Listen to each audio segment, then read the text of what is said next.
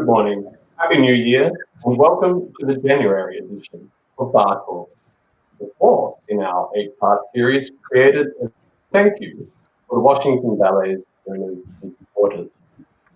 I'm Patrick Muehlenschulte, the Managing Director of the Washington Ballet, and on behalf of the artists, the teachers, and the staff, it's an honor to thank you all for the support that you have shown.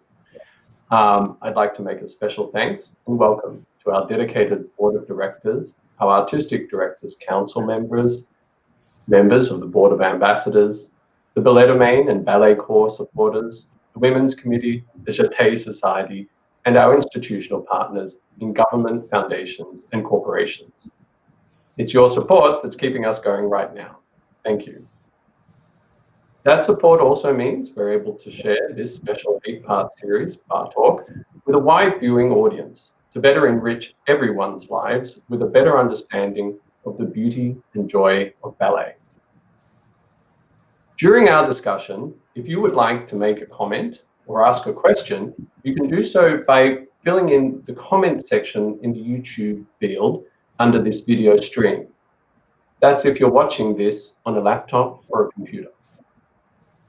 Let's go over now to Dr. Natalie Rouland, Washington Ballet's Scholar in Residence. Dr. Rouland is the Senior Advisor for the Billington Cultural Initiative at the prestigious Kennan Institute here in Washington, D.C. A scholar of Russian literature, culture, and performing arts, Natalie is currently completing her first book, Ballet Empire, the Russian Era. We're joined also this morning by our amazing and wonderful Artistic Director, Julie Kent. Happy New Year and good morning to you both. Happy New Year, Patrick. Happy New Year. Thank you, Patrick. What are we hearing about today, Natalie? Well, today we will actually be having a wonderful conversation about costume and design. So I'm very excited to unpack that with our wonderful guests. And we would love to welcome you to our January edition of BARRE TALK. As we've mentioned during our last episodes, Fridays hold a special significance in the Washington Ballet history as our co-founders Lisa Gardner and Mary Day hosted an intimate series of ballet evenings called Fridays at 9 during World War II. So we hope you'll continue to join us for our exclusive behind-the-scenes conversations every month on Fridays at 10. Last month, Julie and I hosted a fascinating conversation with conductor Charles Barker and Professor Simon Morrison on the Nutcracker, and we hope that you enjoyed the Washington Ballet's virtual offerings as part of your holiday celebration. To celebrate the new year this morning, we'll be talking with costume curator Caroline Hamilton and art historian Dr. Juliette Bello on the material culture of ballet, the world of dance and design, and the power of costumes as living archives that tell the stories not only of the dancers who wore them, but the ballets for which they were created. Let's get started by talking with our wonderful artistic director, Julie Kent. Julie, how are you today? I'm well. I'm very excited for this conversation.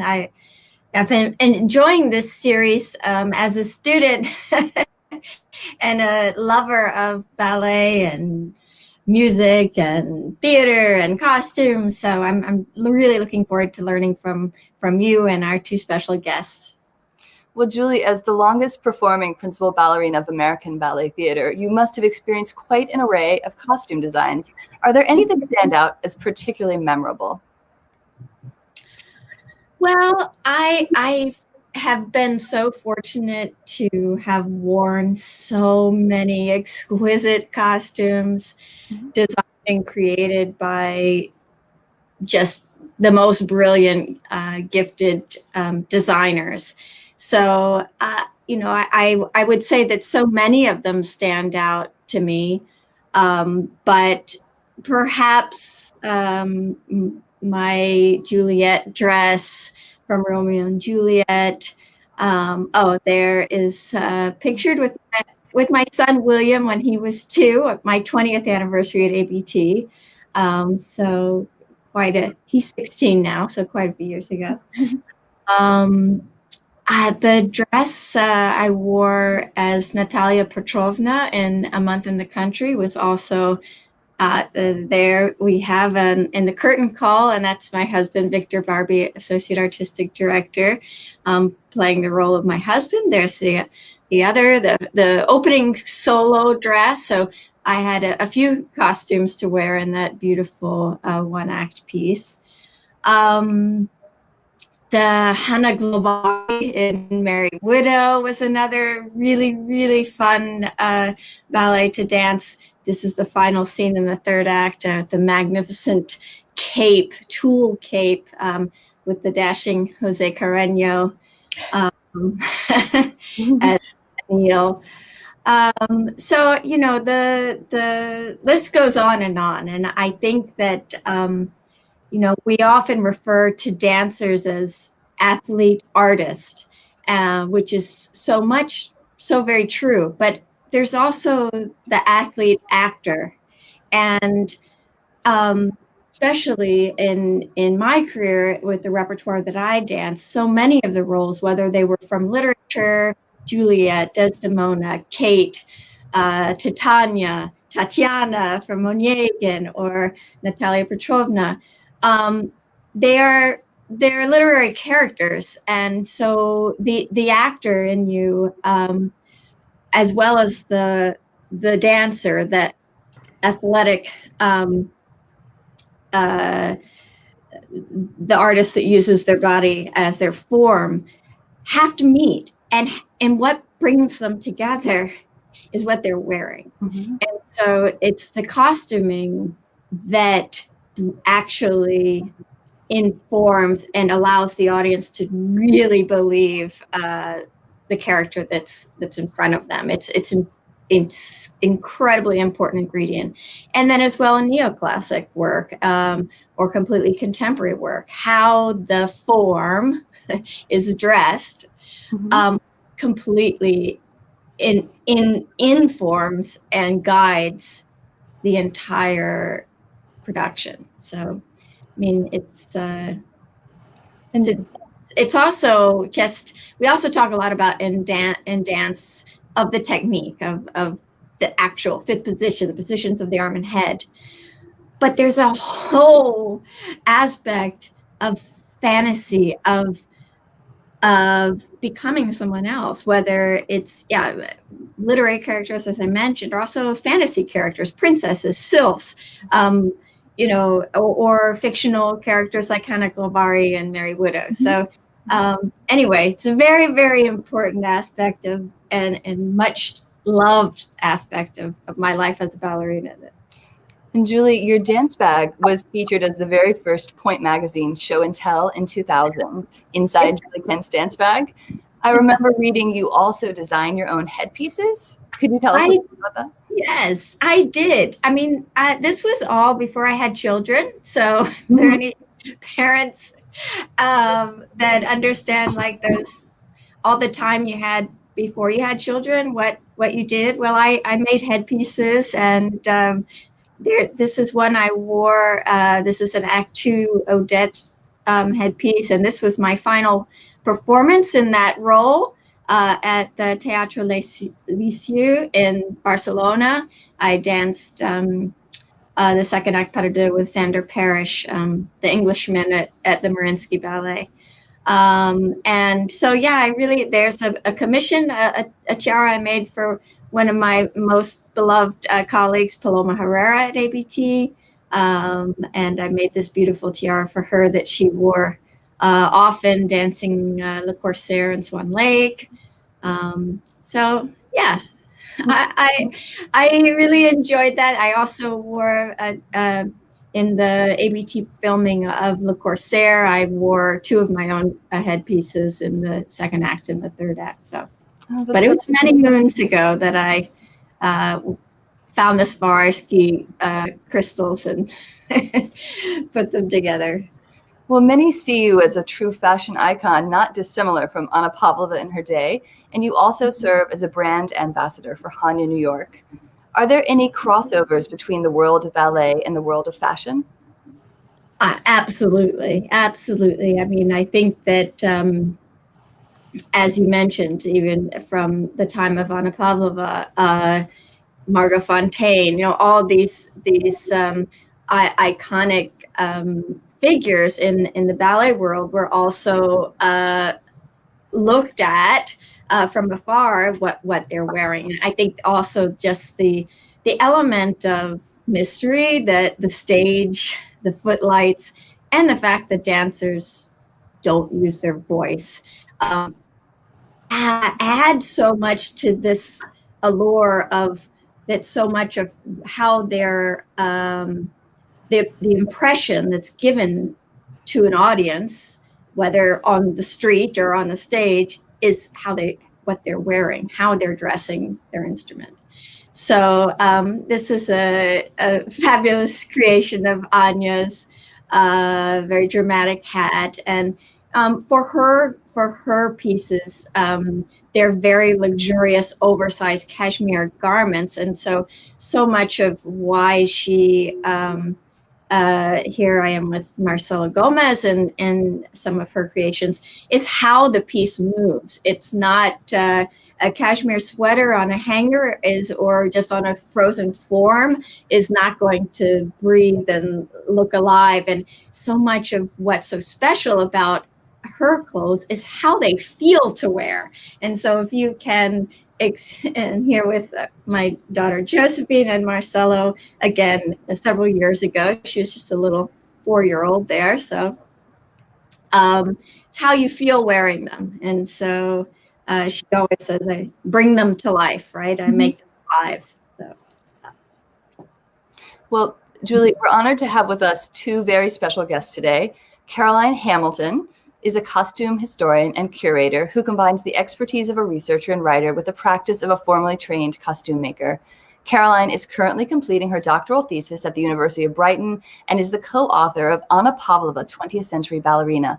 Caroline has also advised on productions at Jacob's Pillow, American Ballet Theatre, the Royal Danish Ballet, and the Royal Opera House. We're also thrilled to have Dr. Juliette Bello. Dr. Bello is Associate Professor of Art History at American University and holds degrees from the University of Pennsylvania and Columbia University. Juliette is the author of Modernism on Stage, the Ballet Russe, and the Parisian Avant-Garde, and she's also served as the consulting scholar for the National Gallery of Art exhibition, Diaghilev and the Golden Age of the Ballet Russe, When Art Danced with Music. Welcome, Caroline and Juliette. Caroline, how are you doing today, Caroline? Good, thank you. Thank you so much for having me. Thank you for joining us. Juliette, how are you this morning? I'm hanging in there. Thank you very much. Are you broadcasting from Washington, Juliette? I sure am. Yep, from Petworth, Washington. So quite a week, yes. Yes, it has been. And Caroline, where are you joining us from this morning? From Boston. Oh, so not so far from Julie, who's also in Massachusetts. No. So, exactly. It has been quite a week, and as we head into the inaugural ball season, it's worth recalling that our first president, George Washington, was himself a great dancer who saw dance as a diplomatic tool and as a means of educating the young republic in the graces of European culture and civility. Caroline, could you take us back to that earlier era European court culture when ballet embodied the power of the sovereign? What were the very first ballet costumes like then? Absolutely. So the first ballet costumes actually developed out of court dress. Mm-hmm. So ballet emerged in the 16th and 17th century in Italy and predominantly in France as court entertainment. And these first ballets were known as ballet de corps. And they were actually performed by members of the court and the royal family. And the costumes were based on court dress, but they became more and more elaborate and fantastic. And you can see in these two designs here. If we go to the next image, these two designs are actually from the most famous ballet de corps called Ballet de la Nuit, which actually lasted for 12 hours. And it ended with a very young Louis XIV depicted as Apollo. You can see that design here. And this is where we now know him as the Sun King. So it was during the reign of Louis XIV that ballet really flourished. And the courtiers and aristocracy were actually then slowly replaced by professional dancers. So as ballet and technique developed, so too did the costumes. And by the mid-18th century, we go to the next image, you can see that it's still got quite an adaptation of court costume, but it has changed to allow for more movement. So you can see in the bottom image, it's now being performed on a stage, but still, the costumes look very much like court dress at the time. If you look at, sorry. Please go ahead. The top image of Camargo, so Camargo was a very famous ballerina in the mid-18th century, and she is credited as being one of the first dancers to actually remove the heels from her shoes and to raise the hemline of her dress. so that you could actually see her footwork more. I love that engraving of Camargo you have, and actually it's fascinating because that's one of my favorite paintings at the National Gallery of Art. And I noticed there the shoes you're talking about. Could you talk about how ballet dancers, how their costumes changed over time? When did they begin wearing tutus and point shoes and move away from this image we see here? Absolutely. So this actually began in the 1830s, and this is when ballet really emerged in a way that we would recognize today. And it's intertwined with the rise of the ballerina. So previously, ballet had been predominantly male-led. So in 1832, the ballet La Sylphide premiered in Paris with ballerina Marie Taglioni in the title role. So this work sparked the Romantic era of ballet and is often cited as the first ballet where dancing on point was used as an integral part of the choreography. And Taglioni's dress of a white bodice and bell-shaped skirt instantly became the model for the ballerina, and now what we know as the tutu. So this tutu was strongly influenced by current fashion, but it was also made possible by advances in the Industrial Revolution. They were made from cotton muslin and gauze, which had previously only been available from India and was now being grown in the Americas and woven in British factories, so it was much more affordable. Also, at the turn of the 19th century, saw the invention of a weaving machine that could create bobinette, which we now know as tulle, which again had previously been made by hand. So it meant that these materials were a lot more affordable. So this muslin, gauze, and tulle were stiffened and starched with a starch derived from corn and wheat, and were layered to make the skirt of the tutu. So the shape and the style derived from fashionable dress. And we have an image of Princess Victoria. And you can really see the sort of shape of the bodice and the skirt in her dress there. But what I want to draw your attention to is her shoes. So the shoes in the painting and also her wedding shoes, the close-up there. And you can see that they look very, very similar to ballet shoes. And this is because point shoes developed out of this kind of shoe. These are dancing shoes from, this style was predominantly in the late 18th century, early 19th century. And ballerinas began darning the toes of these shoes to create a slightly stiffer ending that they could just rise very briefly up onto. And point shoes still look quite similar to this today, which I think is really interesting. So as well as innovations in fabrics and fashions, new advancements in the theatre, particularly in lighting, also played an important part in the design of the tutu. In the late 18th century, theatres were still lit by candlelight, and the costumes were made of heavy silk. This is when they were still more sort of court style, decorated with sequins, and they sort of glittered in this flickering light. But by the 19th century, brighter and more even gas lighting had been invented, which created quite a different effect, making these new white tutus glow bright white. And that's where we get the introduction of the white act in various ballets. So if you think of Sylphide and Giselle, they've got these acts where there's, a sea of ballerinas in white. However, the combination of these new tutus and new lighting was quite dangerous, and many ballerinas actually died from the skirts of their tutus catching fire on these gas lights. The most famed was Taglioni's protégée, Emma Livry, who died after her costume caught fire during a rehearsal. Although fireproofing was available, many dancers actually refused because it made the costume stiff and dull. However, eventually new ways of fireproofing were developed and lighting was made much safer. That's encouraging. Yes, that's quite a macabre note.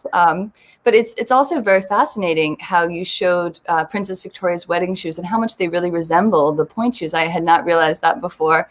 And we actually have a pair of Anna Pavlova's point shoes in the Mary Day collection here at the Washington Historical Society.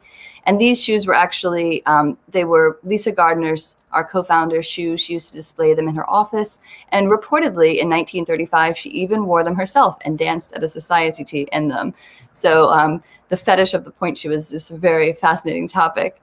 Now, how did shoes and costumes change at the beginning of the 20th century? And are there any iconic costumes that still embody the dancers who wore them? Absolutely. So by the turn of the 20th century, the sort of corseted tutu and point shoes were the uniform of the ballerina. And I think we have an image here. So this is what they wore, whether they were dancing the role of a gypsy, a princess, or a swan.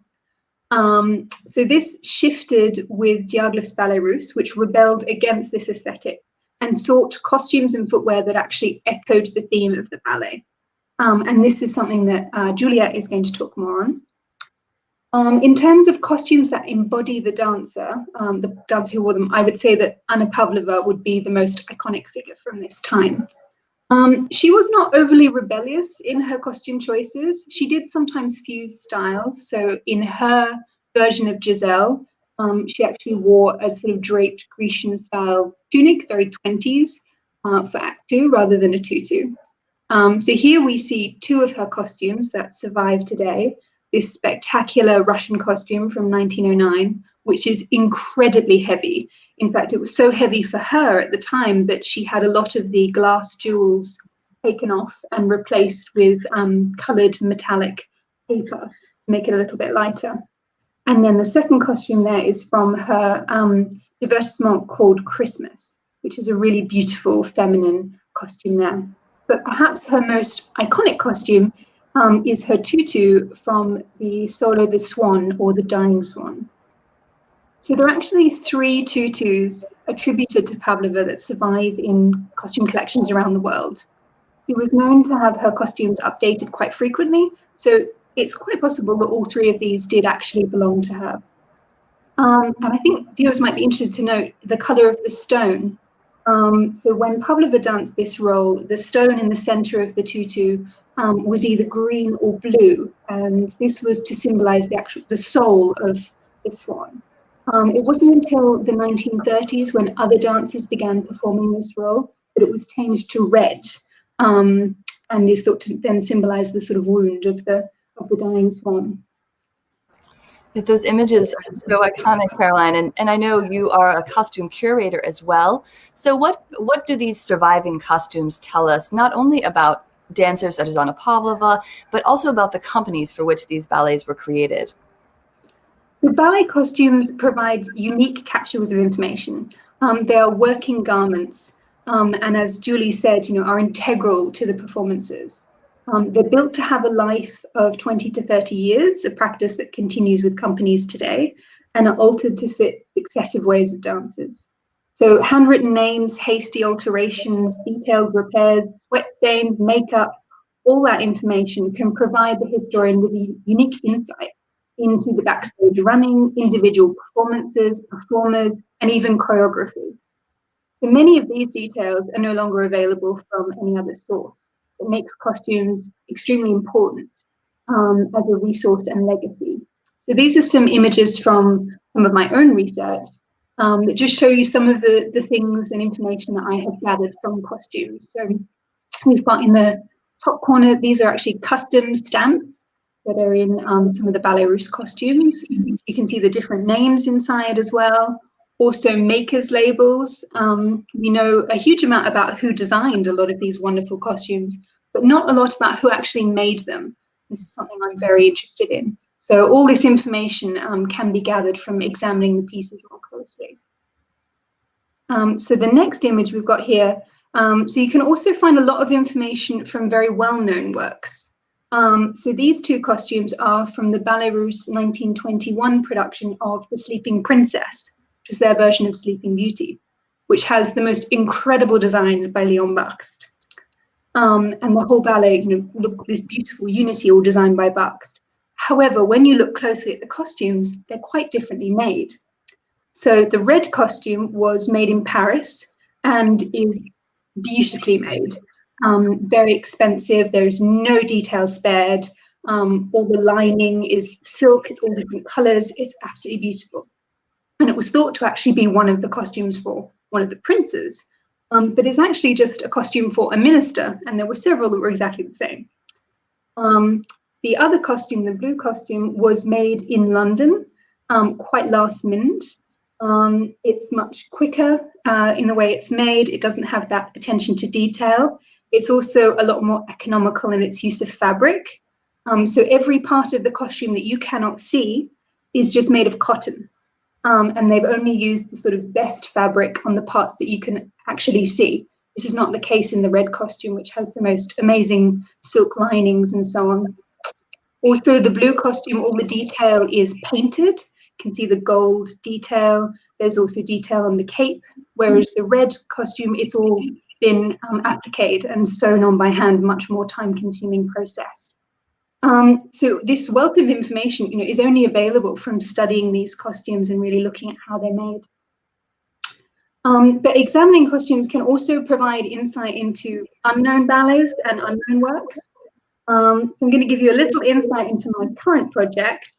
So this last image are some costumes from a very little known company that was actually run by Ballantyne and Boris Kokno in 1933, just prior to Ballantyne's emigration to the US.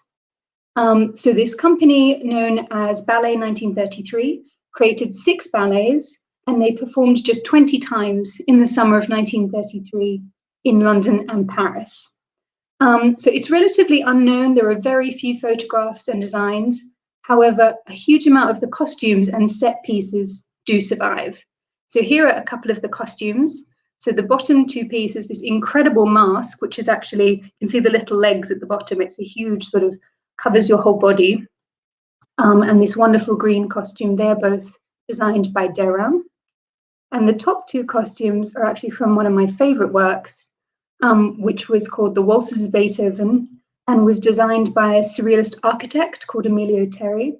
And this work was actually only performed once. So very little is known about it, no designs, no photographs, but all these costumes survive. And unlike collections of the Ballet Russe and Pavlova costumes that were divided up and dispersed, this collection stayed together, which is incredibly unique. Well, that's so fascinating. Thank you so much for sharing all of that new work that you're working on, and we're very excited for your forthcoming publication. Now, Juliette, could you tell us a little bit about the Ballet Russe? Why was this company so revolutionary? What did they do that really transformed the world of ballet and the world of art?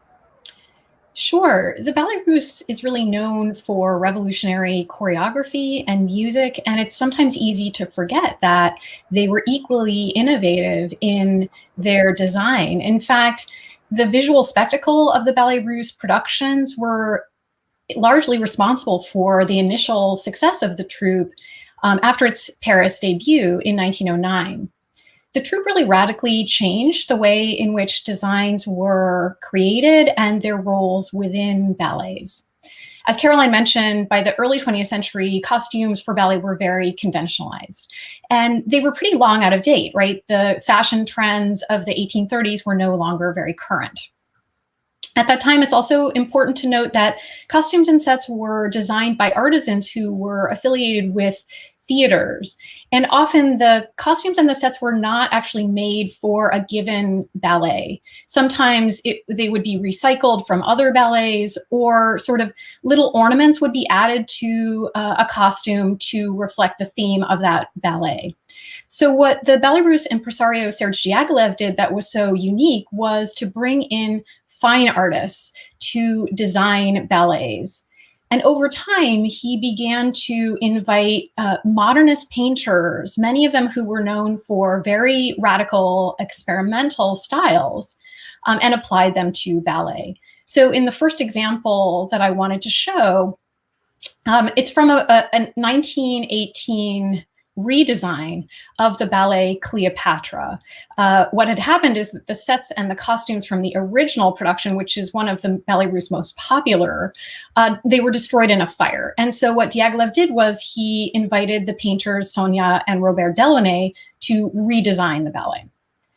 The Delaunays worked in a style that was a kind of variant of Cubism. You can see with the painting at the left that they used a kind of brightly colored abstract patterning. And they were interested in the way in which color creates a kind of visual motion in the eye. So when they applied that style to sets and costumes for Cleopatra, it gave them a chance to test out what effect that this style might have in the live 3-dimensional arena of a stage.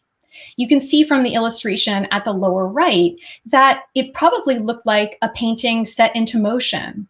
And the dancers' movements would create a series of constantly changing patterns of bright color that sometimes juxtaposed in jarring ways, just like the painting that we see at the left. The other thing that you might notice about the costume for the dancer Lyubov Chernacheva, who played the title role, is that she's not wearing a conventional corseted tutu. This costume was modeled after fashions of the time. You can see that she's wearing a very narrow, what was called the hobble skirt. And as you might imagine, this inhibited her movement. From this, we know then something about the choreography, which is that it didn't involve very large steps for, at least for the star dancer. And this went along with the kind of Egyptian theme of the ballet. She sort of looks a little flat and almost sort of hieroglyphic. If we look at another example by the surrealist artist Giorgio de Chirico, these are his designs for the ballet Le Bal, which was one of George Balanchine's earliest choreographies. Can we, yeah, there we go. Here too, what you can see is that de Chirico played with the idea of making a three-dimensional version of his paintings with this sort of strange and unsettling combination of an interior space and a kind of open landscape. I love the costume design that you can see here at the lower right. De Chirico imagined that one of the guests at this ball that's taking place is wearing a suit in which each segment of the body is represented by a different architectural fragment. So he's got lower legs and lower arms made out of brick, and his upper arms are made out of Ionic columns, and his upper thighs and his hat are made out of Doric columns. And I think this is a kind of a witty play on the classical ballet steps that Balanchine choreographed for this work. And so this brings us to the other thing that was very revolutionary about the Ballet Russe, and that was the notion that all of the elements on stage should harmonize to create a total artwork. So music, choreography, and design should all interact with one another in productive ways. And the ballet that I think most exemplifies that is the ballet Scheherazade, which premiered in 1910. And if we could see Leon Bach's sketch, as well as on the right, you can see also a production photograph of Scheherazade, we really get a sense of sort of what made the Ballet Russe so famous. Bach once said that for him, dancers in costume were like brushstrokes accenting a canvas. And that really comes across in the sketch that you see at left. In the center of the image, I hope you can make out that we have a group of male dancers. These dancers were all playing the eunuchs in the harem, which is the setting for this ballet. They're dressed in red and they're wearing these very tall, bright red hats that create this very strong contrast with the green and blue walls in the background. And then, of course, when the dancers were in motion, it would have had this very dazzling and kind of kaleidoscopic effect.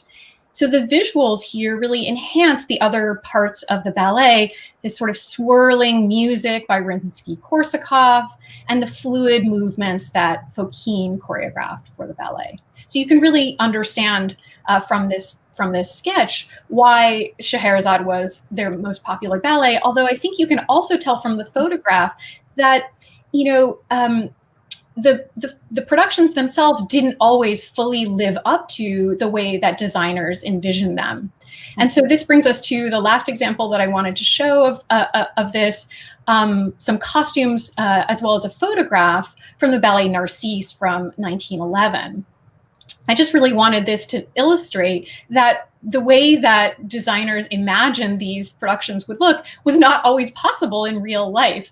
So if you look at the sketch on the left by Bakst, we have this sort of almost fantastical image of these two female dancers. Their limbs look almost rubbery, and we've got these gracefully swirling costumes as well as scarves that seem like they almost take on their own life. If you look at the photograph on the right of Bronislava Nijinská and Vera Fokina in the actual, well, in a staged publicity photograph for the ballet, you can see that the costumes themselves were actually not nearly as dramatic as Bakst had envisioned. They're a little bit thicker and sort of heavier, and they don't just have that kind of fantastical sense that Bakst had imagined. So the design sometimes outpaced the ability of the actual manufacturers to really bring them to life. That's so fascinating. How did these costumes actually transform the dancers during this period, Juliet? Well, as we've already seen, Ballet Russe designers played with materials, shape, and fit to transform the appearance of the dancers' bodies. And as Caroline was alluding to, they tried to tailor the costumes to each ballet. They used the costumes as well as the sets to convey the theme. And the costumes, I think, also, as Julie was saying earlier, really help dancers to get into character. So as an illustration of this, I put together a compilation of images of Vasyl Nijinsky, who was the troupe's star dancer in the first few years of its existence. And he's pictured here in several of the roles that he made famous. You can see that he looks completely different from one photograph to the next. And you really get the sense that the costume is affecting the way he holds his body in one ballet, from one ballet to the next. So if we go sort of from left to right, we start with him playing the role of the golden slave in Scheherazade. The costume seems to expose a lot of his skin, his upper chest, his midriff. He looks very sort of eroticized and sensual. In fact, if you look at the neckline, you can see that he's wearing a bodysuit, and that bodysuit was designed to darken his skin. And in fact, he also performed in blackface. So in this ballet, the ballet as a whole is mobilizing racialized stereotypes about so-called Oriental cultures of the Middle East and Asia. And this was really designed for a Parisian audience that bought into these stereotypes. They really ate them up. If we move on to the next image, we can see Nijinsky playing the puppet Petrushka, who comes to life by magic. His body language is so different. It's stiff and constrained, and this sort of oversized costume makes him look like a kind of rag doll. Then if we go further to the right, we can see him again. This time he's the rose. He's acting the part of a corsage that comes to life to partner a young lady in a waltz. He's wearing this very tight pink silk body stocking, and it's festooned with petals, like rose petals. And it's a bit sort of stereotypically feminine, and it creates a kind of exaggerated curvature of his hips. And then finally, in the last example, Afternoon of a Faun, he's playing a sort of lustful, half-human, half-animal character. Again, he's wearing a body stocking, but this one is so different. It's painted with these large spots. And in fact, there's a cluster of glass grapes that are draped over his crotch. He's also wearing a cap on his head with horns. And all of this helps to, I think, accentuate these very intentionally awkward and kind of angular postures that he himself designed for the choreography. It's important to keep in mind that these productions were not evening length ballets. Most of them were about 15 to 20 minutes long. And so Nijinsky would sort of change shape in front of the viewer's eyes as they would watch 3 or 4 of these ballets in a given evening. If we move on a little further in time to the later 19-teens and 20s, Ballet Russe productions featured some really wild costume inventions, such as Pablo Picasso's designs for the Ballet Parade from 1917 on the theme of a circus sideshow. So the 2 photographs that you see on the right are, these are dancers playing the carnival barkers, or managers as they were called. And Picasso made the dancers wear these massive over life-size cardboard costumes. You can see from the painting at the left that the costumes in style are borrowed from his Cubist paintings, like this painting of a harlequin.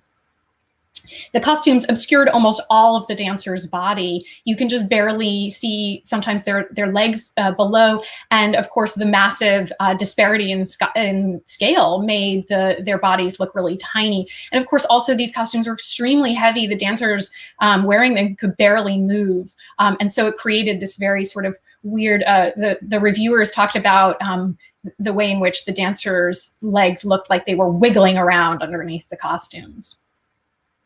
So ballets like Parade really inspired a range of artists of the avant-garde, not just in Paris, but across Europe, to experiment even further with the possibilities of design, including the idea of trying to make a dance without an actual body, or to make the body of the dancer almost invisible.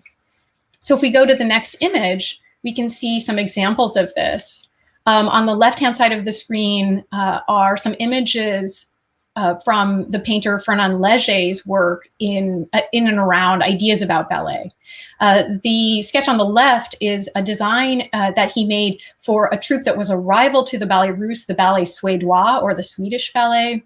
This is a drawing for the production Skating Rink, which was inspired by Charlie Chaplin movies. And you can see that the dancer looks a little bit like Charlie Chaplin. Then a couple of years later, Léger made a film that he titled Ballet Mécanique, or Mechanical Ballet. And he created, with this film, a ballet using a variety of animate and inanimate objects, including this sculpture. It's actually Chaplin's body that Léger created out of a series of separate wooden painted pieces that he made dance through the process of stop action photography. So this is his version of a kind of ballet without a body, in a sense. Another example we have at right is choreography by Oskar Schlemmer, the head of the Bauhaus Theater Workshop. And for this work, the dancer is costumed in black, and then to their body are attached these long slats or poles. In performance, the body itself would become nearly invisible. And then it functions like a kind of machine that is setting the abstract shapes of these poles into motion. Juliet, what can, as a researcher, when you go and actually examine these costumes, what can the material remains of the costumes tell us about these historic performances? Well, as Caroline discussed earlier, costumes are really like living archives. They tell us so much about the histories of the ballets, and they give us access to the past in ways that are really important for an art form that is so ephemeral. When working on the exhibition that you mentioned earlier about the Ballet Russe at the National Gallery of Art in 2013, this for me really hit home. For my research, I traveled to Russia to look at costumes in the collection of the State Museum of Theater and Music.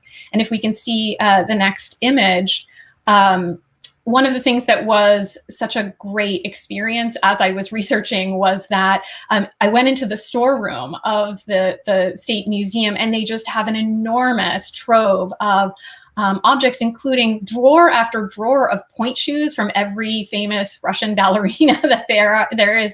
And so they were sort of pulling out different shoes and saying like, oh, here's Tamara Karsavina's toe shoe. And when I saw it, I almost burst into tears because it gave me this connection with this dancer that I had read so much about, and this sort of physical contact with this object that had touched her body was very moving and very powerful. The state of a costume can also tell you a lot. If it's in very pristine shape, that probably suggests that the ballet wasn't performed very often. Or if it's very worn, that can indicate how it was used. So if we look at the next image, this is an example, again, drawn from the show at the National Gallery. You can see an installation view there at left.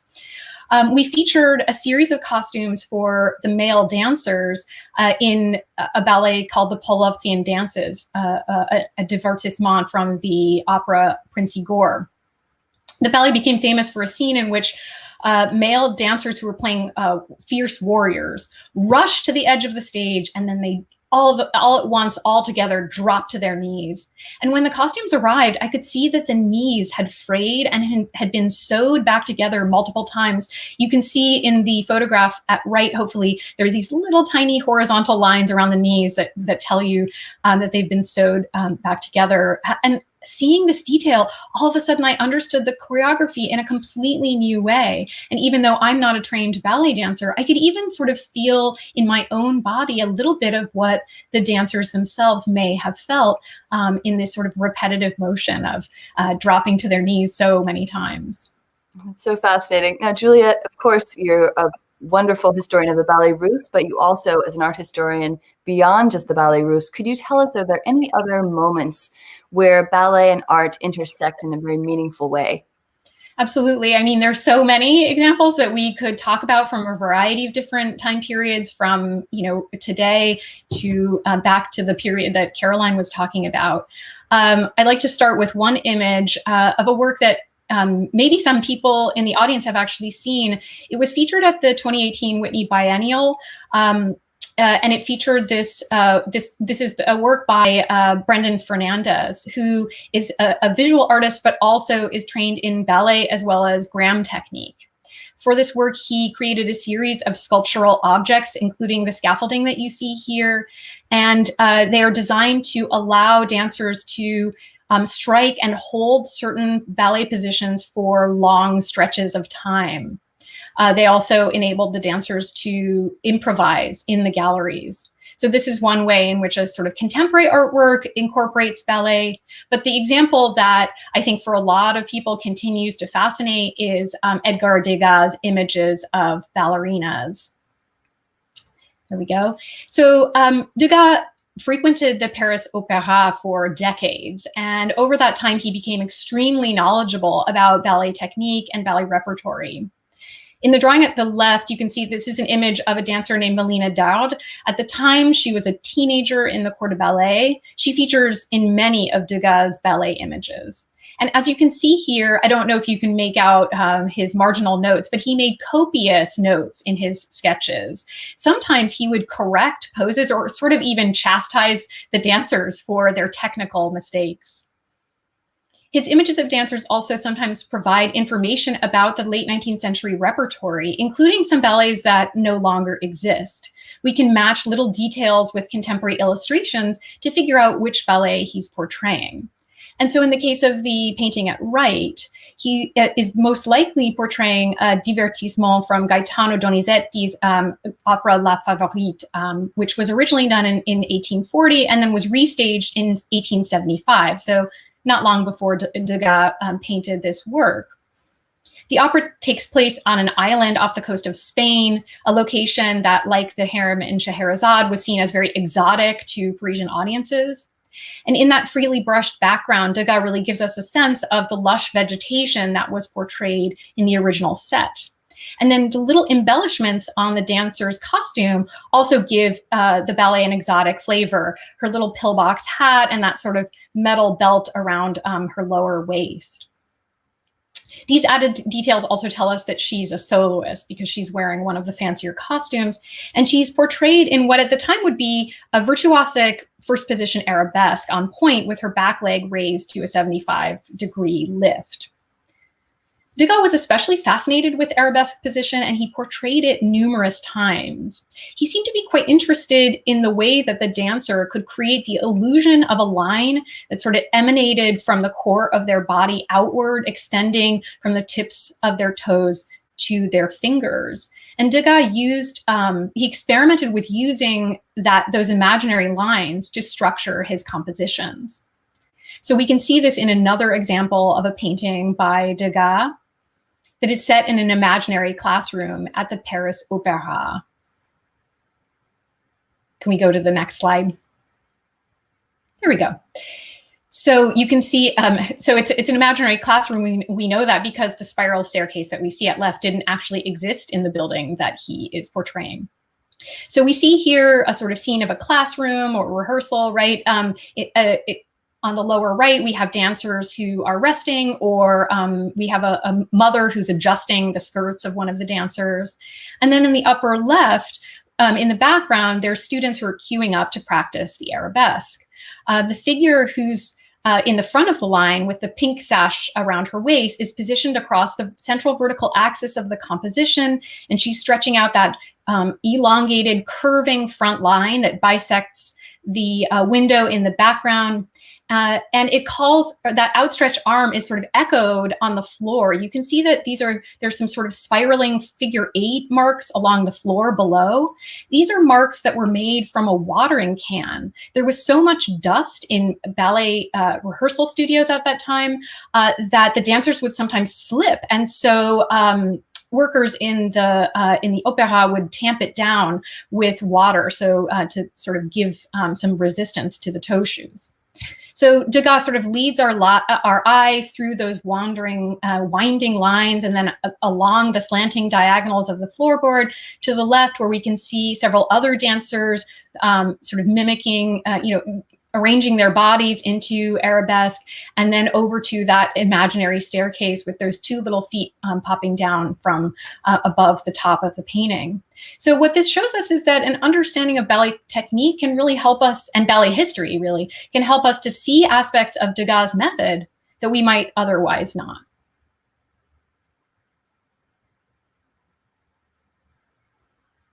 Julia, thank you so much for drawing attention to the Degas connection. As many of you may know, last year, actually, Julie Kent, our artistic director, was able to record part of the audio for the National Gallery of Art exhibition Degas at the Opera. Now, Julie, could I ask you, were there any works by Degas which particularly speak to you as a dancer?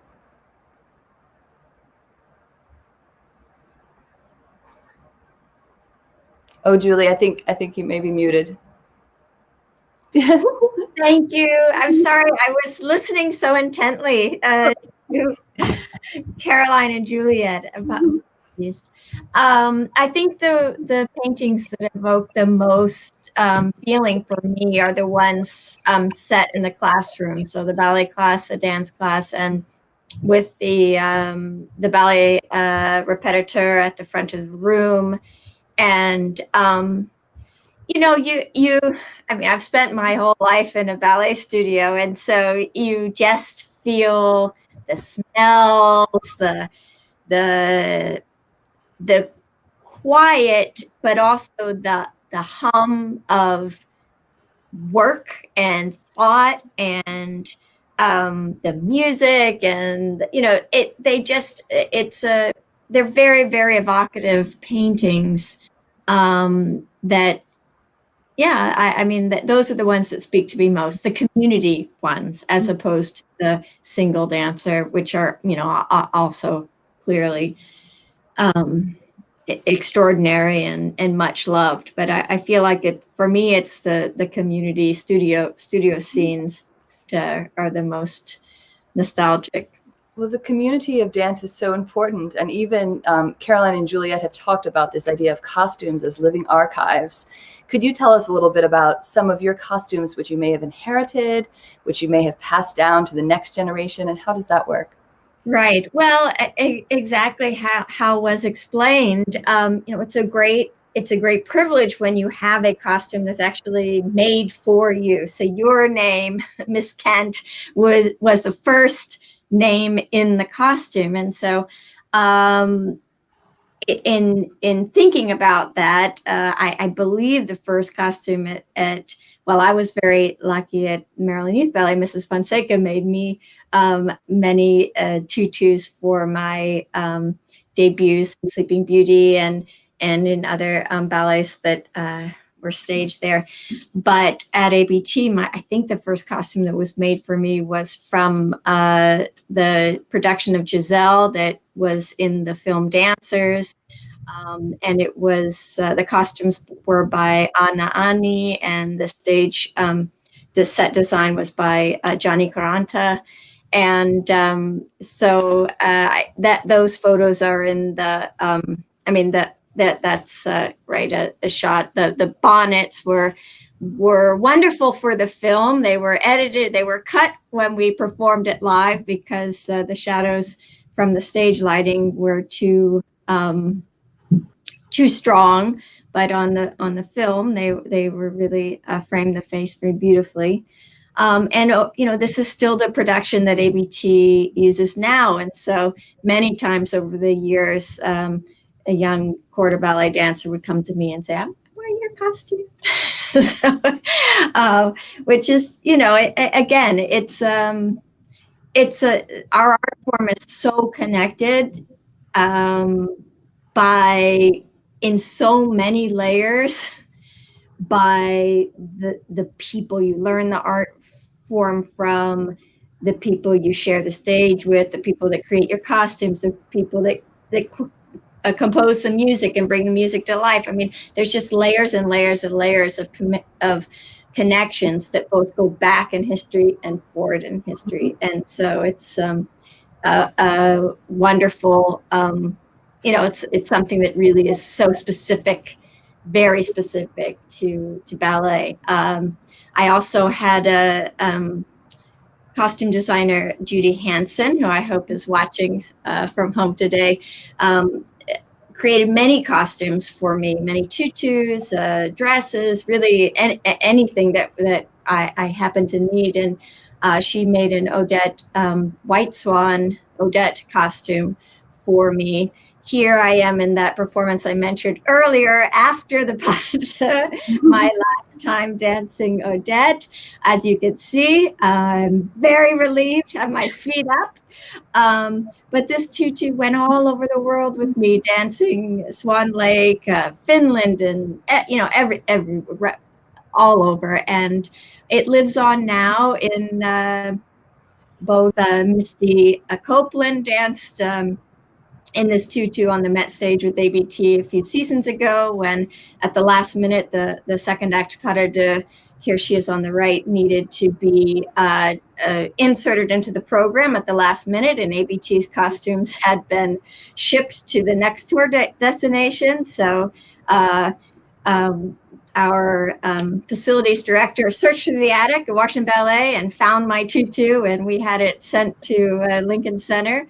And then on the left is Washington Ballet ballerina Catherine Barkman, again wearing my tutu that Judy made for me in a performance of Swan Lake recently as well. So, it's, for me, I'm so happy that the tutus live on, that they're happy, they're being sweated in, they're getting makeup on them, they're being cleaned in hotel bathrooms around the world, much better than sitting in an attic or basement in a sad cardboard box. So again, it's a and of course there's all the juju, there's all the blood, sweat and tears, joys, triumphs, disappointments, everything that a dancer experiences as a performer is woven in every aspect of the costume. And so it's a wonderful thing to share with a fellow artist. Well, we're so lucky and appreciative you're able to share those tutus with us. They're so beautiful.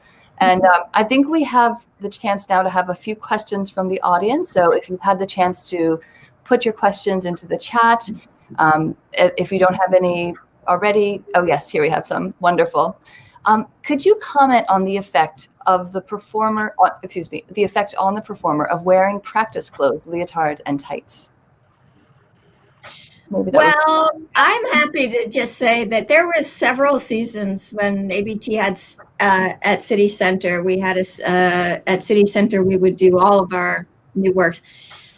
And I was in a unitard or leotard and tights. I mean, I was so sad because it was finally when I got a costume, a dress or a tutu or something, I was so happy.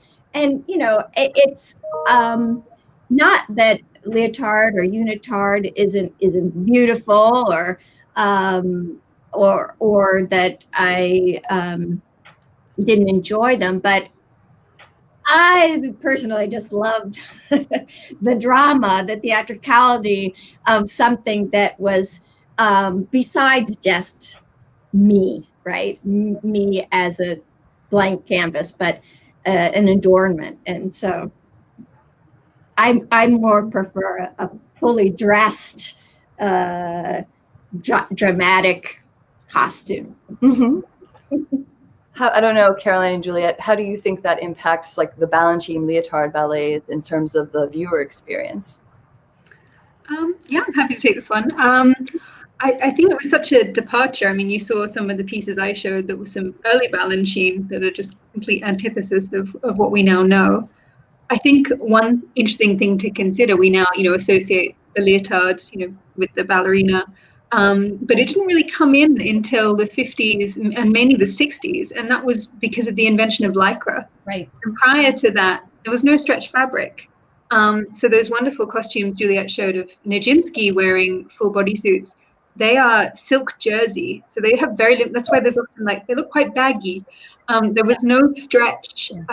So that also limited the dancer's movement. We often think that technique has changed so much, and yes, it has, but also fabrics. So, when you were wearing some of those costumes or those really structured tutus, you couldn't lift your leg higher than 90 degrees. You couldn't, arch your back. So I think the invention of those stretch fabrics and the use of them in performance, is connected then to more athleticism in choreography as well.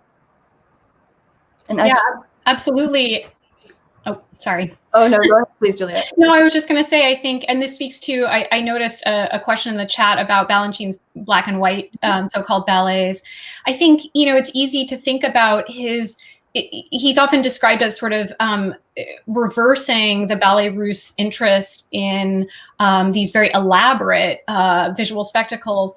But I think that in a way that isn't really taking into account the degree to which the sort of leotard aesthetic is itself a choice in terms of the kind of visual spectacle that Balanchine wanted to create. So I think that what he wants is a really spare, very minimalist look at that particular point in his career. So I think it's easy to sort of think of that as a non-choice, but it actually really is a very active decision to have the dancers wearing that particular kind of clothing.